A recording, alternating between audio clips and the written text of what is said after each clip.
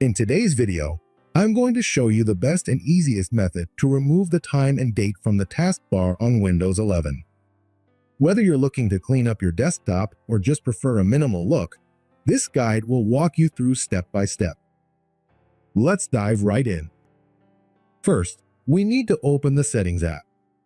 You can do this by clicking on the Start menu and selecting Settings, or simply pressing Windows +I on your keyboard. Once there, click on the time and language. Now click on time and date. Now move down and then turn off Show Time and Date on the System Tray option.